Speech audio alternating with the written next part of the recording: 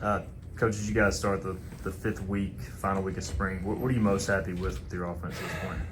Just, I think just the being able to look out there and see the difference from this time last year, as far as just how much cleaner everything is, and obviously it's because obviously second year in the system, we got guys returning, those type of things. But I just feel like we're so much farther ahead, and not so much that we're doing a bunch of different things offensively, but just we're so much farther ahead in the basics and fundamentals of what we're trying to do and want to do.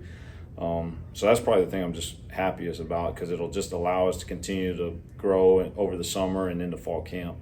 On the opposite side of that, what do you want to improve on as you're heading to the spring game here? Yeah, I think we just got to be more consistent. When the lights come on, certain whatever it is, a situational scrimmage or period of practice, or a scrimmage in the stadium. Those times, you see them do it all week in practice and out on the practice field. Well, nothing should change when we step inside the stadium. And so just from a consistency standpoint, I think our guys got to just understand that we got a chance to be really good and we're really talented. But if we don't pay attention to the details and lock into those certain things, like this is the most humbling game there is. And if you don't do those things, you can become average really quick. And those are things that we've got to battle, because our guys know how good we can be. And I think you got to fight some of that just, complacency. And it's easy to let your foot off the gas in certain situations when or you think that you can be pretty good. And so, we don't want to be good. We want to be great. And you got to be great every single day. And so just consistency as a whole is the thing that I think we got to continue to get better at. With Caden, where is he feeling health-wise, and do you try to get him live reps Saturday? Yeah, we'll see. I don't know. It's been nice. 2 months ago, I don't think any of us really thought he'd have any reps this spring. We didn't think he'd be close enough for it to be even worth it. But he was so ahead of schedule as far as just his rehab and stuff. So being able to get any reps at all has been a win already. We'll see about how Saturday goes.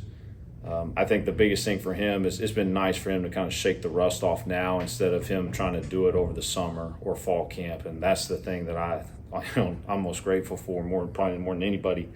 But it's just been good to have him back out there, and he'll be the first to tell you, he missed a couple throws a day that he's going to be pissed about all night. And I'm like, dude, it's April 22nd. We'll be fine. But, that's him. He's competitive, and we just got to continue to shake the rust off, and he'll be great going forward. Have you guys figured out any of the format for the spring game yet? How you're going to divide the teams?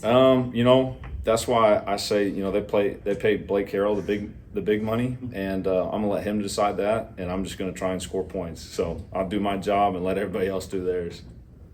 If y'all do split it up, will you coordinate both sides, or will you give somebody else those duties for the other team? No, I think more than likely, if we did split it up, I'll probably call both sides, just because of just the young quarterbacks, just for their development and benefit. That way I'm on both sides and I can talk to those guys. That's probably the best thing for everybody if that's the case.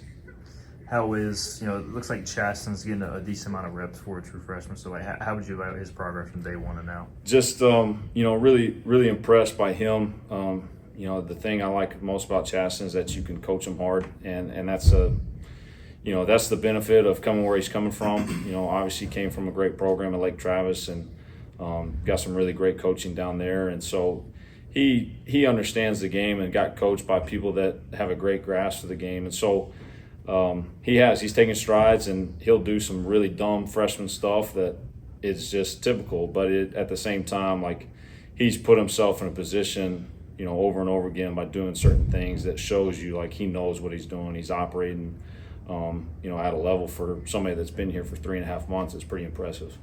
When it comes to the spring game on Saturday, what are some boxes you want to check off when you're looking at your offensive squad? I think the first thing is just always, I want to stay healthy. Knock on wood. Want to go out there and execute and do things right. but want to stay healthy and protect the team and protect the guys around us. But, you know, for me, it's always just establishing the run. You know, we want to be great in the run game, and we've seen that. We've seen the difference that it makes in us as an offense, and then we want to create explosive plays and protect the football. And I say it all the time, but, you know, it doesn't matter if it's a game, spring game, scrimmage. Those are the things that dictate any football game. And so those are the things we'll harp on and focus on because, you know, the next time we step in a stadium, it'll be for real. You guys lost two pretty vocal leaders, and Rajay and Dustin. Just, you know, do you try to, I don't know, encourage guys to step up in that role, or does it happen naturally? How do you address that? I think it's a little bit of both. I think you have to you got to let some of that stuff happen naturally, but also I think you got to force people in front of the team. You got to force people in positions and situations where they got to speak to their teammates, and I think that gets lost sometimes. I think we just expect, well, you got to be a leader. You got to be a leader. Well, he may not know how to be a leader, and so we got to make sure we do a good job, and we're intentional about, you know, putting guys in position and make sure we also have people behind them to support them when they go step out and try and be a leader, because that's a hard situation. You know, you go stand in front of your peers and try and, you know, hold people accountable. Like, that's the hardest thing. Like, it's easy to encourage somebody. It's easy to tell somebody good job. It's a hell of a lot harder to go up and tell somebody like, hey, I think you can do better. I think you can be better. So I think we got to do a good job as the summer goes, and we've got guys that can be that. We've got guys that have been here, and we got new guys that have been here for 3 months as transfers that I think have, you know, leadership qualities that can step into some of those roles to replace, you know, a Rajay, to replace a Dustin Hall, guys that for us last year were huge in keeping the team together and being able to finish how we finished. It feels like y'all have more depth and talent this time compared to last year. Is there a position group that you would say is the most competitive right now, if you could pinpoint one? You know, yeah, our receiver room is really deep, and we are really, really talented in that room.